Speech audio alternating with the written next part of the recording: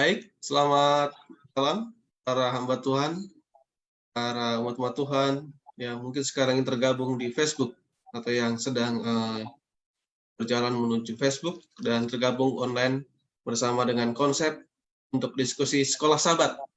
Dan kita sudah sampai di pelajaran yang ke-13, pelajaran yang terakhir.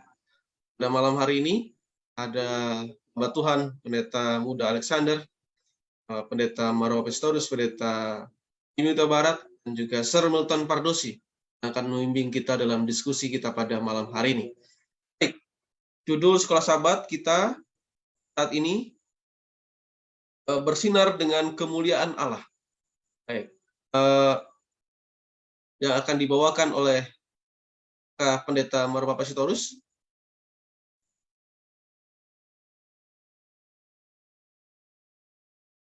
Oke, akan disampaikan ringkasannya nanti oleh Pendeta Muda Alexander. Ya, baik.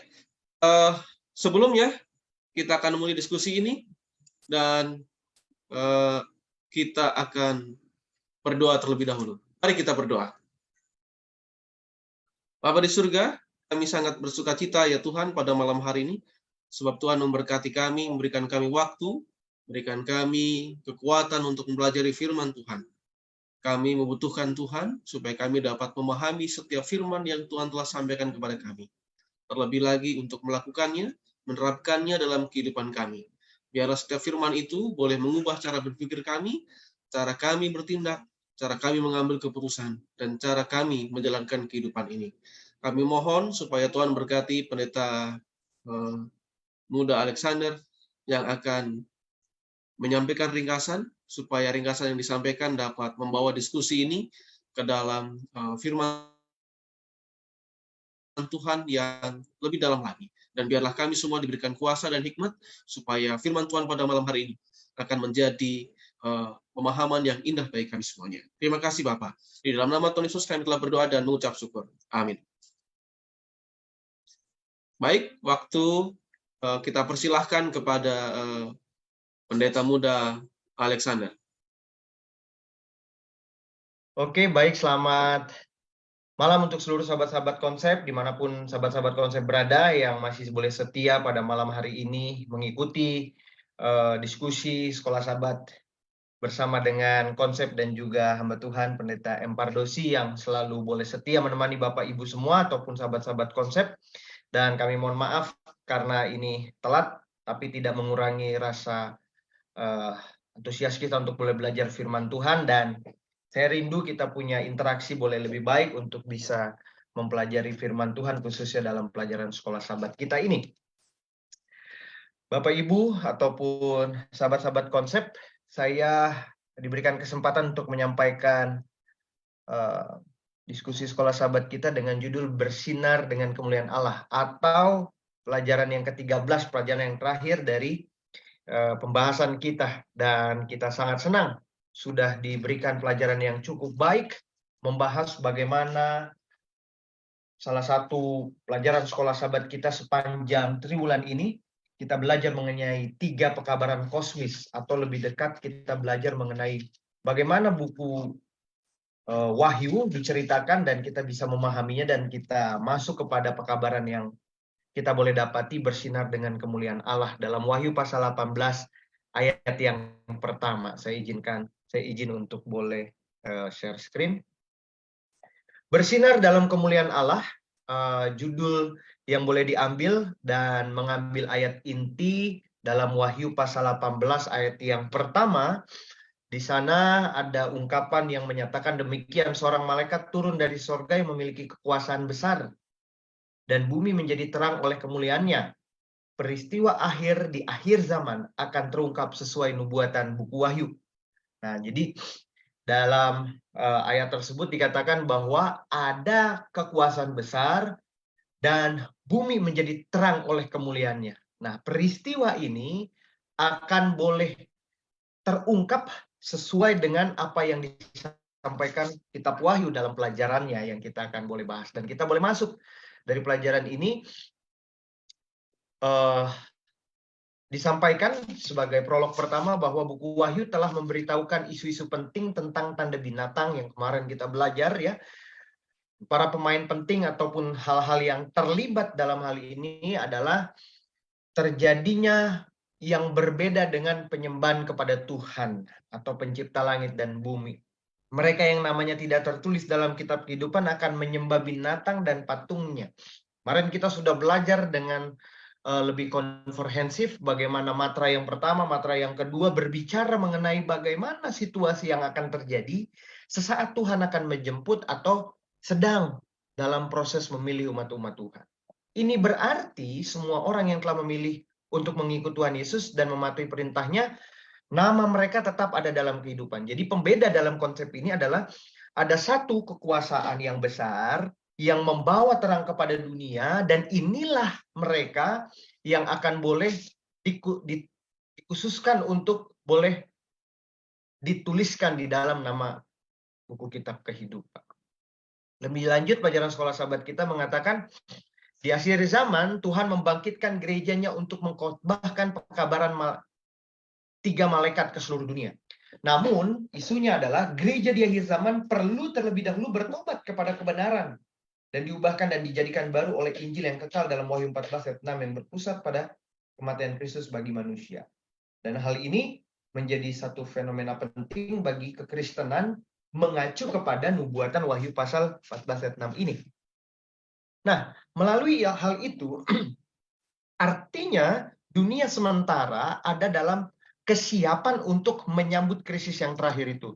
Nah, apa yang perlu dilakukan oleh orang Kristen atau apa yang diperlukan untuk mereka yang mencari kebenaran dalam Alkitab sehubungan dengan bersiap untuk krisis yang terakhir?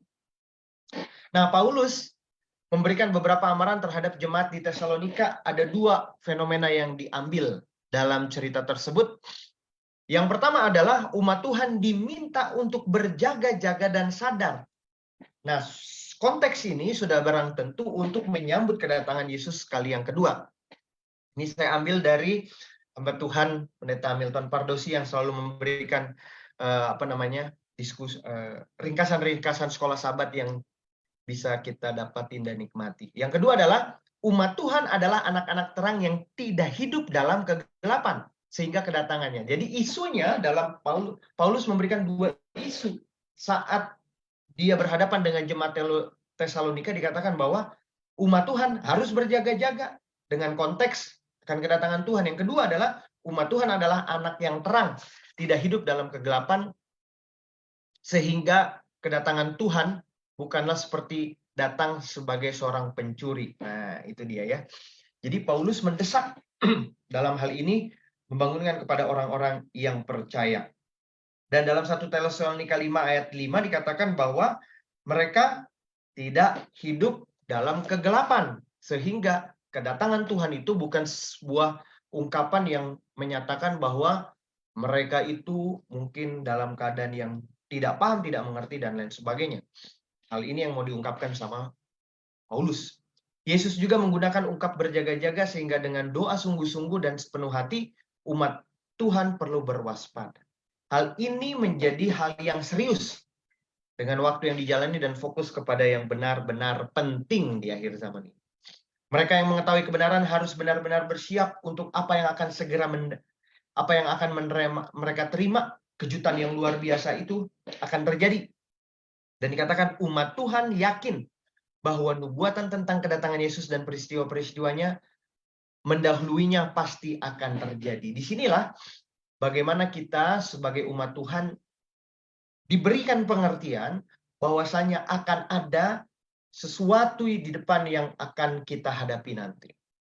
Ini seperti nubuatan Daniel pasal 2 ya, yang kita tahu sendiri. Dalam nubuatan tersebut ada patung yang boleh dilihat oleh Nebukadnezar, dan di sana kita sudah mengetahui bahwa sejarah nubuatan kita ada atau sudah sampai di kerajaan kaki-kaki. Kuasa yang kita lihat di sana terjadi, dan nubuatan Daniel dan Wahyu pun diberikan satu penekanan yang khusus bagi kita yang hidup di era akhir zaman ini. Nah, Daniel 2 memberikan bukti yang kuat dan rasional bahwa Tuhan dapat dipercaya dari semua sistematis bagaimana nubuatan itu satu demi satu tergenapi, dan adanya korelasi antara nubuatan Daniel dan juga kitab Wahyu yang dituliskan oleh Yohanes Kekasih pada waktu dia di Pulau Patmos. Dari sini kita bisa memahami bahwa kita sedang bersiap untuk krisis akhir zaman atau krisis terakhir. Melalui hal itu, apa yang perlu lebih didalami oleh umat Tuhan? Ya, satu adalah mengetahui kebenaran. Nah, di dalam bacanya dalam Yohanes 8 ayat 32, di sana kita punya dapat dasar-dasar kebenaran akan firman Tuhan. Yohanes 7 ayat 17 dan Yohanes 17 dan 17 ini juga memberikan pernyataan bahwa kita perlu mendalami firman Tuhan dan lebih menggali sebab-sebab yang akan terjadi di kemudian hari. Nah, isunya dalam buku Wahyu pasal yang 14 ayat 12 di sini dikatakan bahwa ada seruan yang terakhir, Allah kepada umatnya adalah lari dari kesalahan Babel dan berjalan dalam terang kebenaran abadi yang ditemukan dalam firman. Kuncinya dari segalanya adalah kitab suci. Selama orang-orang tetap berpegang pada kitab suci dan mengikuti apa yang diajarkan, mereka tidak akan tertipu dalam krisis ini. Karena apa? Mereka punya pegangan akan firman Tuhan. Mereka mencari sendiri dan itulah satu-satunya pondasi bagi umat Tuhan. Dan kita tahu kemarin kita belajar mulai dari pelajaran pertama sampai pelajaran ke-12, isu yang mau diambil di dalam buku Wahyu adalah mengenai penyembahan. Dan penyembahan itu sudah termasuk dalam satu kesatuan pekabaran 3 malaikat yang dikhususkan pelajarannya mengenai bagaimana kita menyembah kepada hari yang benar dan kepada Tuhan yang benar. Dan kita tahu hari yang benar adalah hari Sabat. Dan isu inilah yang akan menjadi pondasi supaya kita bisa berdiri menolak akan kuasa yang akan membantu kita dalam kemerosotan moral ini. Nah, pekabaran 3 malaikat ini diakhiri dengan seruan yang mendesak bagi para pengikut setia Kristus untuk mentaati perintah-perintah Allah melalui iman Yesus yang hidup dan yang tinggal di dalam hati mereka. Dalam hal ini kita bisa lihat dan kita sangat senang ketika kita boleh mendapatkan pekabaran bahwa kita harus mempunyai iman seperti Yesus yang tetap dengan sungguh mempertahankan prinsip-prinsip kebenaran yang tertera dalam kebenaran firman Tuhan itu sendiri dalam Alkitab. Sehingga ketika kita mendapatkan kebenaran menjadi fondasi kita untuk menghadapi krisis di akhir zaman atau krisis terakhir dalam sejarah sepanjang pelajaran Alkitab kita, maka kita perlu berlanjut kepada ada reformasi yang perlu kita lakukan atau berlanjut di kemudian hari yang kita terus pegang. Di dalam Wahyu pasal 18 ayat yang pertama, umat Tuhan di akhir zaman berdiri atas pekerjaan para reformator, dikatakan dalam pelajaran sekolah sahabat kita. Di masa lalu dengan kitab suci sebagai satu-satunya pernyataan iman mereka. Melalui hal ini kita bisa belajar bahwa Kristus sebagai satu-satunya keselamatan, Roh Kudus sebagai satu-satunya sumber kekuatan, dan kedatangan Tuhan Yesus sebagai penyempurna dari harapan umat Tuhan. Kita akan mencapai hal-hal tersebut ketika kita benar-benar mempersiapkan diri untuk bisa menghadapi hal-hal yang akan mendatang di kemudian hari, yang akan mengguncang iman kita, tapi kita tetap setia. Nah, pekabaran 3 malaikat diberikan di akhir zaman untuk melengkapi reformasi ini dan menyelesaikan bersama Kristus dengan pekerjaan Kristus di bumi. Dan Tuhan mengirimkan umatnya di akhir zaman untuk memenuhi bumi dengan Injil yang kekal. Nah, ungkapan malaikat di Wahyu pasal 18 untuk bergabung dengan 3 malaikat di Wahyu pasal 14 ini memberikan kuasa kepada pemberitaan ketiga malaikat agar bumi disinari dengan kemuliaan Tuhan. Jadi, malaikat di dalam Wahyu pasal 18 adalah malaikat yang memiliki kekuasaan yang besar dengan terang yang menerangi bumi. Dalam konteks ini, kata kuasa di sini sama dengan Yesus gunakan di Matius 10 ayat 1 dan 28 ayat 18-19. Aku akan memberikan kuasa atas kamu, ya. Yesus mengutus murid-muridnya untuk membawa kabar Injil ke seluruh dunia. Dan inilah yang menjadi pegangan penting bagi kita yang mempunyai reformasi yang berlanjut, yang hidup sedang menghadapi krisis tersebut. Katakan, terakhir dalam pelajaran sekolah sahabat kita, Yesus menjanjikan kuasa kepada murid-muridnya. Intinya, apa yang sudah dimulai oleh para reformator di abad pertengahan, dilanjutkan oleh umat Tuhan, di akhir zaman dengan pekabaran 3 malaikat, dikuatkan dengan pekabaran malaikat di Wahyu pasal 18. Artinya, pekerjaan reformator yang sudah terdahulu akan diteruskan kepada siapa? Kepada kita yang sedang menghadapi krisis yang terakhir ini. Melalui hal itu, kemuliaan Tuhan memenuhi bumi. Pertentangan besar di alam semesta, kehormatan reputasi Allah, dan iblis Allah tidak adil, Allah menuntut penyembahan tetapi sedikit imbalan. Ini maksudnya adalah kita akan kembali kepada satu pengakuan yang kita akan boleh dapati bahwa kekuasaan-kekuasaan yang tidak atau bersumber dari Allah itu tidak akan pernah ada lagi. Dan itulah yang akan membantu kita bisa memahami bahwa kita akan menjadi orang yang tetap bertahan sampai Tuhan datang. Dan konsep ini akan kita dapati ketika kita melihat bahwa ada ungkapan-ungkapan bahwa nantinya seluruh alam semesta menyatakan bahwa kepemimpinan Tuhan atau reputasi Allah kembali lagi, bahwa menyatakan bahwa Allah itu adil, Allah menuntut penyembahan, tetapi tidak memberikan sebuah timbal balik yang perlu dilakukan oleh manusia, tapi hanya kesetiaan yang manusia perlu lakukan.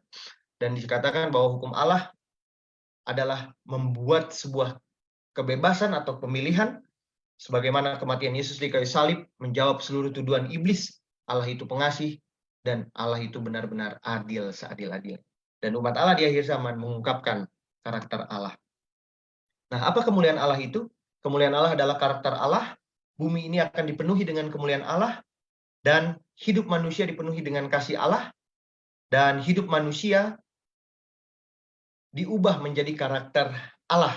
Itulah yang kita bisa dapati ketika kita berlanjut kepada pemahaman kemuliaan Tuhan memenuhi bumi. Dan yang terakhir dikatakan dalam pelajaran sekolah sahabat kita ada anak domba yang disembelih. Dan ini kita bisa tahu bahwa ini adalah merujuk kepada satu simbol Alkitab yang penting, yaitu adalah korban yang akan disampaikan, atau simbol-simbol kitab Wahyu. Seekor naga yang di langit, Wahyu 12 ayat 3 sampai 7. Malaikat terbang di tengah-tengah langit, wanita menunggangi binatang merah ungu, dan lain sebagainya.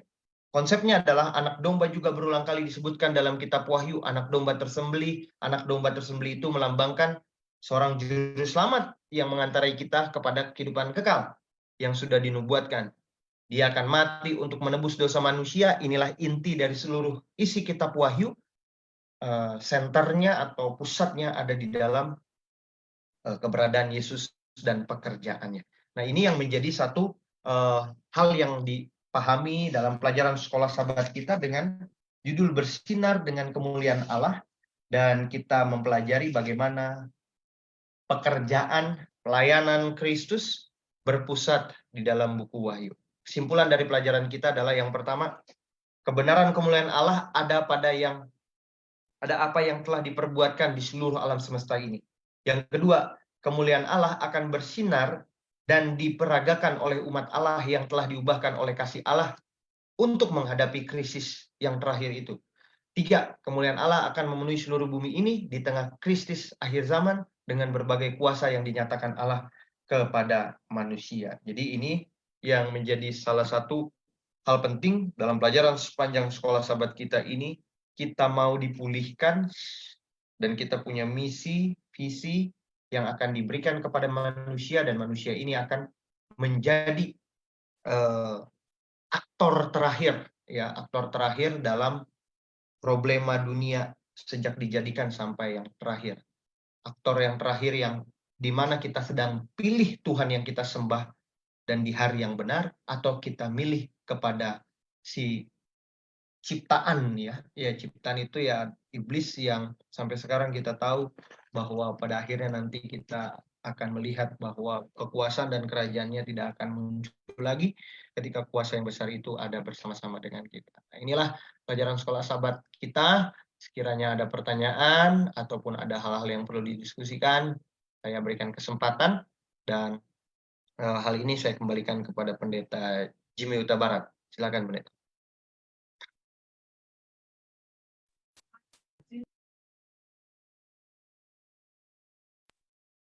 Baik, terima kasih Pendeta Alex yang sudah menyampaikan pelajaran terakhir dari pelajaran kita ini, yaitu pelajaran 13, bersinar dengan kemuliaan Allah. Baik, pada saat ini kita akan masuk kepada diskusi. Di sini sudah ada satu pertanyaan, dan sahabat-sahabat konsep lainnya yang mau memberikan pertanyaan boleh di chat di kolom chat di Facebook. Baik, ada pertanyaan, nanti akan ditanggapi oleh Pendeta Dwi setelah Pendeta Alex, pemateri kita. Pertanyaannya adalah, apakah yang harus dilakukan oleh umat Tuhan agar dapat hidup bersinar dengan Yesus dalam pertentangan besar akhir zaman? Nah, ini ya, apa yang harus dilakukan umat Tuhan supaya bersinar bersama dengan Yesus? Silakan, Pendeta Alex. Ya, dalam pelajaran sekolah sahabat kita ini kan judulnya adalah bersinar kemuliaan Allah. Dalam makna ini kita bisa memahami bersinar kemuliaan Allah itu memang bersumber dari Allah, tetapi sinar itu akan diberikan kepada manusia. Dan manusia di krisis akhir ini akan mempunyai satu sinar yang kita pahami dengan karakter. Nah, karakter Allah sudah terpenuhi oleh manusia itu. Jadi kalau misalkan ditanya apa yang harus dilakukan oleh umat Tuhan agar hidup bersinar dengan Yesus dalam pertentangan di akhir zaman, poinnya fase itu sudah tidak bisa lagi sedang kita pupuk. Bagaimana dipupuknya itu mulai dari sekarang. Bagaimana karakter itu kita bangun, hubungan kita dekat sama Tuhan kita bangun, kesempurnaan kita kepada Tuhan kita bangun, penyelidikan firman Tuhan kita pahami sekarang. Jadi poinnya adalah hal-hal yang tadi yang saya sampaikan itu, mulai dari sekarang kita pupuk itu.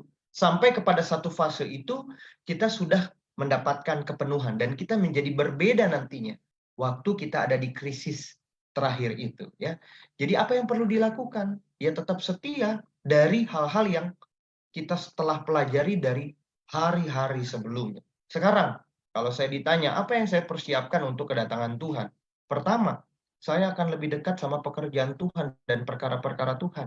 Yang kedua, saya membenahi diri, mengintrospeksi diri saya karena saya manusia berdosa. Dan yang ketiga, saya mau hidup saya ini berguna bagi pekerjaan Tuhan. Dan yang ketiga, saya sedang membawa misi visi Tuhan. Dan gereja organisasi kita punya visi misi itu, ya. Kita punya pekabaran yang perlu kita bawa. Dan sementara saya sedang mempersiapkan itu supaya nanti pada waktu ada di satu fase yang terakhir itu, maka saya sudah melatih diri saya dan saya akhirnya menang. Itulah kerinduan yang ingin dibangun begitu, yang perlu dilakukan umat Tuhan. Itu dari cara pandang saya ketika saya mempelajari firman Tuhan. Gitu Pendeta Jim. Oke, terima kasih Pendeta Alex. Jadi ada kesetiaan dari umat-umat Tuhan yang selalu ditunjukkan ya supaya tetap bersinar. Silakan Pendeta Dwi, mungkin ada tambahan. Ya, baik, terima kasih untuk waktu yang diberikan. Saya mau bacakan di sini ada tulisan Ellen White di dalam Testimonies for the Church, jilid yang ke-6 halaman 19. Tidak ada kemuliaan bagi diri kita sendiri dalam perbuatan baik kita, atau kebenaran kita, atau kebajikan kita. Kabaran kebenaran Kristus terdengar dari ujung bumi yang satu ke ujung yang lain. Inilah kemuliaan Allah yang menutup pekerjaan malaikat ketiga. Jadi kemuliaan Allah di sini artinya adalah bagaimana Tuhan itu kemuliaan ini adalah Injil itu sendiri, dan akan dikabarkan kepada seluruh bumi, dari ujung bumi ke ujung bumi yang lain. Dan ini sebagai salah satu tanda bahwa kesudahannya itu akan segera berakhir. Itu ketika Injil disampaikan ke seluruh dunia. Nah, ini dilakukan dengan 3 pekabaran malaikat. Ya, dan 3 pekabaran malaikat. Kalau begitu, bagaimana caranya supaya kita bisa ikut bersinar di sana? Ikut bersinar di sana. Ya, Berarti kita harus terlibat di dalam pekabaran 3 malaikat itu sendiri. Dan kita harus ditobatkan oleh pekabaran 3 malaikat itu sebelum menyampaikannya. Saya pikir caranya cuma itu yang bisa kita lakukan. Itu yang mungkin saya tahu. Barangkali ada tambahan dari yang lain. Ya, terima kasih untuk waktunya. Berkati. Baik, terima kasih Pendeta Wijayono. Baik, oleh karena di Zoom ada Sir Pardosi, maka kita akan berikan waktu ini kepada Sir untuk menanggapi pertanyaan tentang apakah yang harus dilakukan umat Tuhan agar dapat hidup bersinar dengan Yesus dalam pertentangan besar akhir zaman. Silakan, Sir. Baik, terima kasih. Salam jumpa kembali ya dengan sahabat konsep, baik yang menyaksikan secara live di FB dan juga kami yang ada di ruang Zoom ini ya. Yesus kan berkata ya, kamu adalah apa? Terang dunia ya. Terang itu kita dapatkan dari Yesus Kristus. Lalu terang yang kita dapatkan dari Yesus Kristus itu kita bawalah kepada dunia. Pertanyaannya terang itu terang apa yang mau kita bawa? Nah, kalau dalam konteks buku Wahyu, pekabaran 3 malaikat. Yang diperkuat dengan pekabaran malaikat yang turun dari langit dengan kekuasaan besar, yaitu Wahyu pasal 18. Nah, ketika kita bicara tentang bagaimana kita menjadi terang, kalau dalam Wahyu 18 itu kan malaikat itu dengan kekuasaan besar, dia menerangi apa? Bumi ya. Dalam pelajaran sekolah sahabat kita ini, menerangi bumi yang dimaksudkan itu adalah menghidupkan karakter Tuhan. Menghidupkan karakter Tuhan di tengah-tengah dunia ini sehingga dunia bisa melihat karakter Tuhan itu. Nah, oleh sebab itu panggilan dalam pekabaran 3 malaikat itu, malaikat yang pertama, takutlah akan Tuhan dan muliakanlah Dia. Sembahlah Dia yang telah menjadikan langit, bumi, laut, dan segala isinya. Nah, artinya muliakanlah Dia itu bagaimana? Apakah muliakan Dia dengan sekedar kita menyanyi puji-pujian, mengangkat puji-pujian syukur gitu? Bukan. Tetapi memuliakan Tuhan itu melalui kehidupan kita yang memenuhi dunia ini dengan terang Yesus Kristus. Jadi ada hubungannya antara perkataan Yesus kamu adalah terang dunia dengan pekabaran 3 malaikat, pekabaran di malaikat di Wahyu pasal 18, kekuasaan besar itu memenuhi dunia ini.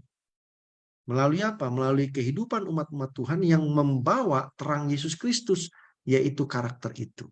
Nah, ketika umat-umat Tuhan itu telah memantulkan terang Yesus Kristus, maka dunia akan diterangi oleh terang itu. Dan disitulah kita memuliakan Tuhan. Nah, pertanyaannya adalah, apa yang harus saya lakukan supaya saya dapat hidup bersinar dengan Yesus? Ya, Yohanes 15 katakan kita harus tinggal di dalam siapa? Di dalam Yesus. Dan Yesus di dalam kita. Di luar Yesus kamu tidak bisa berbuat apa-apa. Artinya di luar Yesus kita tidak mempunyai terang. Di luar Yesus tidak ada terang yang mau kita bagikan. Hanya di dalam Yesuslah maka kita memiliki terang. Lalu terang itu akan muncul dengan sendirinya melalui apa? Kehidupan-kehidupan kita, melalui apa? Pengajaran-pengajaran yang kita sampaikan, yaitu Injil yang kekal, Wahyu pasal 14 itu.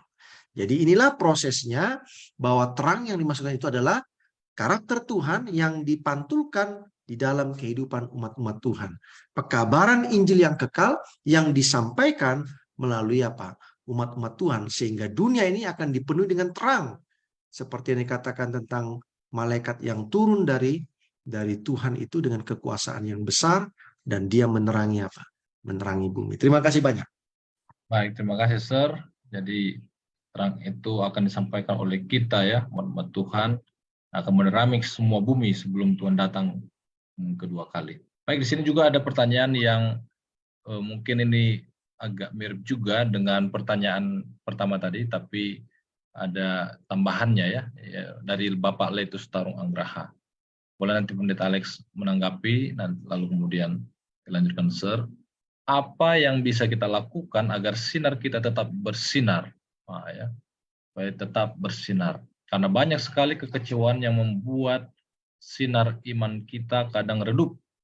Apalagi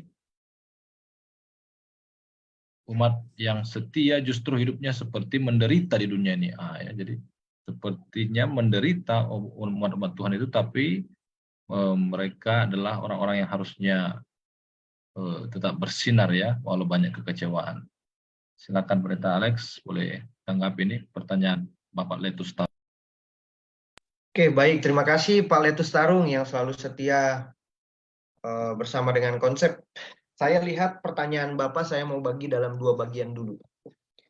Bapak bertanya pertama, apa yang bisa kita lakukan agar sinar kita tetap bersinar? Tadi kan sudah diterangkan, saya juga sudah sampaikan, dan hamba-hamba Tuhan yang lain juga sudah sampaikan. Ketika banyak orang yang mengecewakan, memang terkadang itu akan mengganggu cara berpikir, hati kita, ataupun itu kadang-kadang bisa menyentuh hati kita. Apalagi kekecewaan itu diberikan sama orang-orang yang mungkin boleh saja sudah jauh lebih senior daripada kita, dan dia mungkin kurang bijak menanggapi sesuatu atau mengambil sebuah keputusan. Nah, dalam konteks ini saya akan mengarahkan kembali, memang tidak ada satupun manusia yang kita bisa harapkan, Pak Letus Tarung. Kalau Bapak mengalami beberapa kekecewaan, selama kita masih ada dalam hidup ini, maka kekecewaan itu akan terus terjadi. Tapi jangan sampai kekecewaan itu justru mengganggu iman kita. Kita kembali dulu, bagaimana kita memperoleh iman itu adalah dari pendengaran akan firman Tuhan. Dan dari situlah kita akan bertumbuh di sana. Saya sangat setuju ketika kita memahami firman Tuhan ini, semakin kita dalami, membuat hidup kita semakin rendah hati, semakin Tuhan yang ada di dalam hati kita. Dan firman Tuhan benar katakan, ketika kita berperkara dengan perkara-perkara yang sederhana, Tuhan akan memberikan perkaranya yang sederhana itu. Ketika kita berperkara dengan Tuhan dengan perkara-perkara besar, maka dengan sendirinya kebiasaan itu akan tetap naik dia sifatnya. Hal inilah yang akan bisa membantu kita fokusnya kepada pertumbuhan iman kita yang tidak dipengaruhi oleh pihak kedua. Ya. Jadi hanya kita dan Tuhan yang akan bisa buat seperti itu. Nah, jikalau ada hal-hal yang mungkin tidak sesuai dengan firman Tuhan, nah kita akan bisa mengerti, oh berarti ini adalah salah satu ujian. Nah, begitu saja kita memahaminya Pak Letus Tarung dalam hal menyikapi ada gangguan faktor yang kedua, yang ketiga yang akan mengganggu iman kita. Tapi kita tetap on the track mengetahui firman Tuhan itu yang terus bertumbuh. Jadi tetap semangat dalam hal itu. Nah, untuk yang selanjutnya di part yang kedua, apalagi umat Tuhan yang setia justru hidupnya semakin menderita di dunia ini. Kalau posisi kita menempatkan di dalam pekabaran firman Tuhan, maka akan terus begitu ketika kita mempertahankan sesuatu yang sifatnya ini dari Tuhan, dan kita hidup di tengah-tengah dunia yang berdosa ini. Kita seperti melawan arus, tapi puji Tuhannya, firman Tuhan akan selalu memberikan rasa hiburan demi hiburan yang menguatkan kita selama kita masih hidup di dunia ini. Saya sangat berangan-angan ketika momen-momen dalam buku Wahyu mengatakan bahwa kita ini punya satu kelebihan yang tidak dimiliki oleh malaikat. Yang pertama, kita keluar dari kesesakan besar itu, kita tetap bertahan dalam iman kita. Waktu saya membayangkan hal itu, ya benar juga ya. Manusia ini jatuh dalam dosa, dia harus melihat banyak cobaan yang membuat dia naik turun grafik imannya, atau bahkan redupnya lama, terus nanti naik dan lain sebagainya. Di situ saya belajar bahwa bagaimana tantangan saya ya, yang dengan konteks saya manusia berdosa tapi kayak saya milih setia, itu memang bukan sesuatu perkara yang bisa terselesaikan 1-2 hari. Tapi disitulah kita diuji, maka kita akan mendapatkan pengharapan, dan pengharapan itu akan membuahkan ketekunan, dan ketekunan itu akan membantu kita kepada sebuah harapan yang kita tuju di sorga nanti. Jadi ya tetap semangat Pak Tarung, kalaupun kita menderita, tapi biarlah menderitanya itu seperti kebenaran-kebenaran Tuhan yang terdahulu. Makanya tadi kita belajar dari reformasi atau para reformator. Mungkin itu Pendeta Jimmy. Terima kasih. Baik, terima kasih Pendeta Alex. Jadi sudah disampaikan ya oleh Pendeta Alex tadi. Biarlah, ada tambahan dari Pendeta Maro, silakan Pendeta sebelum Baik, terima kasih Pak Alex yang sudah bertanya. Saya menambahkan sedikit yang sudah tadi dijelaskan oleh Pendeta Muda Alex. Jadi pelajaran kita ini kan menekankan bagaimana umat-umat Tuhan tetap dapat bersinar di dalam Yesus Kristus. Tadi juga sudah dijelaskan oleh Pendeta Bardosi, kita harus tinggal di dalam Yesus. Nah, bagaimana kita tinggal dalam Yesus? Maka kita harus hidup dalam firman Yesus, sama dengan Yesus, dan firman itu tetap tinggal dalam hati kita. Nah, kebanyakan dari antara kita ini, kita tidak lagi sungguh-sungguh berdoa, sungguh-sungguh untuk hidup dalam firman Tuhan, sehingga iman kita, bahkan kehidupan kita semakin lama semakin meredup oleh karena tantangan, bahkan sesuatu yang mungkin dapat melemahkan kita di dalam gereja maupun dalam luar gereja. Sebabnya penekanan pada pelajaran ke-13 ini penting sekali bagi kita untuk lebih bersungguh-sungguh lagi di dalam iman kita agar kita terus dapat bersinar dalam Tuhan. Kira-kira itu yang dapat saya tambahkan. Terima kasih. Baik, terima kasih Pendeta Maro. Silakan Sir, berikan tambahannya Sir. Baik, apa ini yang mau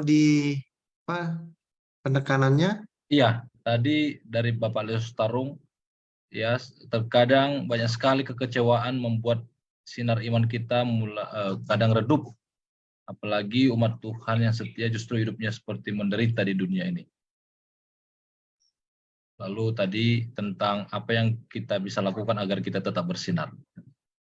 Dari Bapak Leus Tarung. Ya, jadi justru ketika umat Tuhan itu menderita dan dia menang dalam penderitaan itu, justru itulah yang membawa kemuliaan bagi Tuhan. Dan orang akhirnya akan melihat bahwa betullah terang Tuhan itu ada pada diri umat Tuhan yang menderita itu. Karena dia bertahan dalam penderitaannya dan dia menang. Dan itu menjadi sebuah terang bagi orang banyak. Loh, tapi dia mati juga karena memegang imannya. Itulah terang itu. Kalau zaman reformator kan begitu. Ya. Pelajaran kita ini kan ada menyinggung tentang kelanjutan dari pekerjaan para reformator di abad pertengahan itu.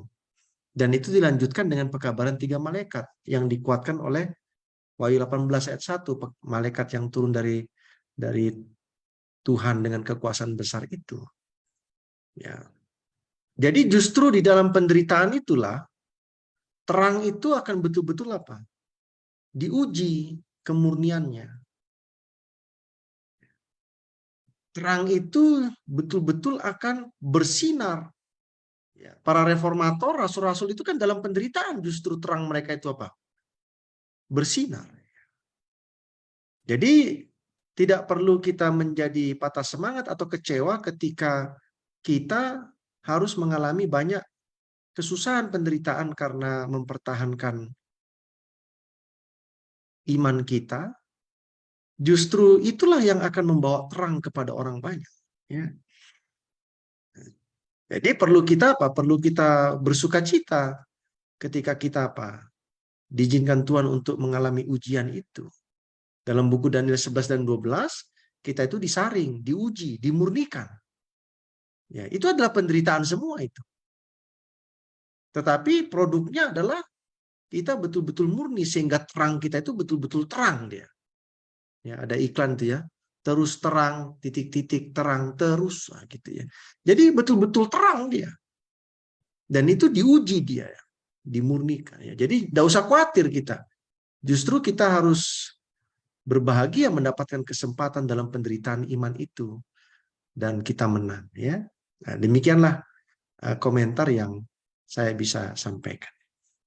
Baik, Sir. Terima kasih. Jadi sudah jelas sekali ya Pak Leus Tarung ya. Jadi terang itu bukan karena kita hebat, bersinar, kita menjadi orang-orang yang kelihatan di mata dunia karena kita memiliki kekuasaan, kita memiliki uang dan lain sebagainya. Tapi justru karena kita menderita, kita menjadi terang, ya, terang Yesus bersinar di dalam kehidupan kita ketika kita tetap di dalam kesetiaan pada Tuhan.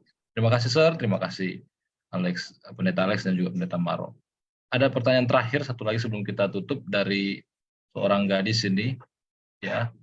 Jadi dia bertanya di Facebook, namanya Lavita Siburian. Selamat malam. Ini juga adalah followers konsep juga ya. Selamat malam Saudari Lavita. Saya mau bertanya, ya, kapan fase nubuatan ini terjadi? Nanti akan terjadi atau sekarang sudah terjadi? Wah, ya. Jadi kapan ini, Pendeta Alex, ya, fase nubuatan ini akan terjadi?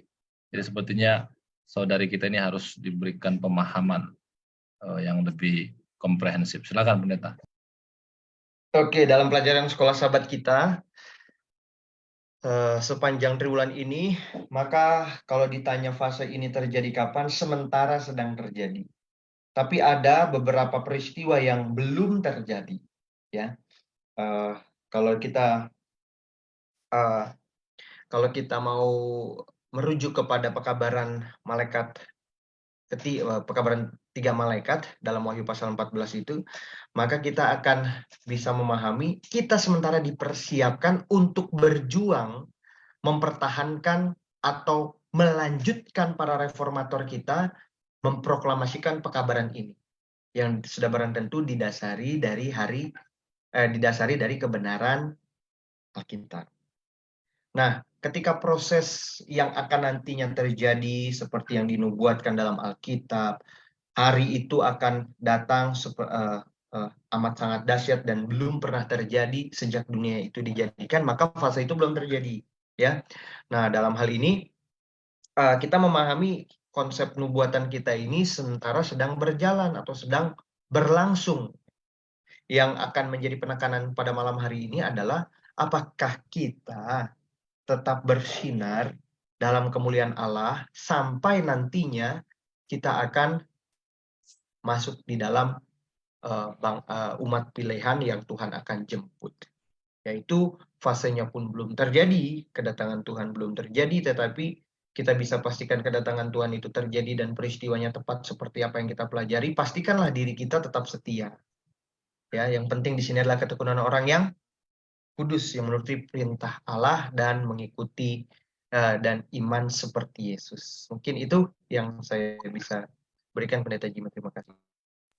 Baik, terima kasih. Mungkin langsung saja oleh Sir, sekaligus closing statement Sir, tentang pertanyaan Lavita. Kapan fase nubuatan ini akan terjadi? Sekarang atau nanti? Sekarang, Sir. Baik, jadi kita itu kan dari sekarang sudah harus jadi terang dunia ya. Tapi dalam proses menjadi terang dunia itu kita masih dipoles supaya betul-betul apa? Murni terangnya. Ya. Jadi dari sekaranglah kita memang dipoles oleh Tuhan ya, semakin lama semakin murni, semakin lama semakin terang, sehingga demikian nanti betul-betul kita menjadi terang. Jadi kalau ditanya kapan fase nubuatan ini terjadi, nanti akan terjadi atau sekarang sudah terjadi ya. Nah, pekabaran 3 malaikat itu kan menurut pelajaran kita itu sudah dimulai sejak 1843 ya. Ya, meneruskan pekerjaan para reformator itu yang membawa kembali gereja kepada penyembahan kepada Tuhan di hari yang Tuhan kehendaki. Mengingatkan tentang adanya Babel di tengah-tengah gereja Tuhan yang mengajarkan tentang ajaran tradisi manusia dan amaran kepada yang menerima tanda binatang. Nah, jadi dari sekaranglah kita mempersiapkan diri kita, mengizinkan diri kita untuk diubah oleh Tuhan. Tapi nanti puncaknya itu memang ketika manusia itu hanya punya 2 pilihan, tanda binatang atau apa? Meterai Tuhan. Ya, nah, disitulah nanti betul-betul apa? Terpisah dia.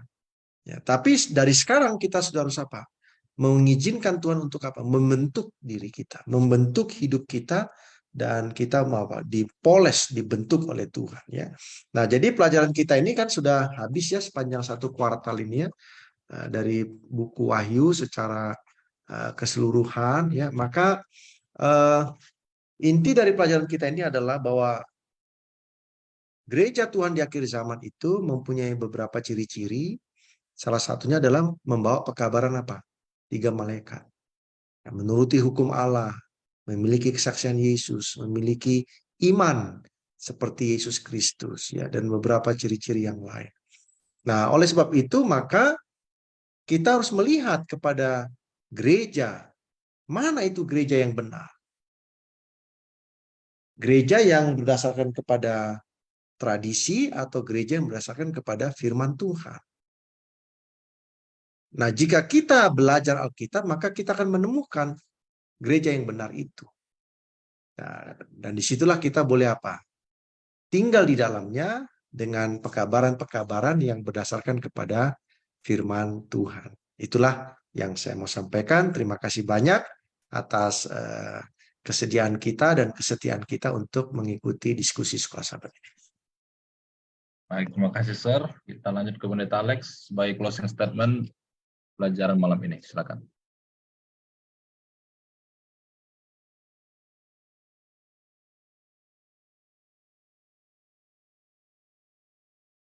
Aku ya closing ya.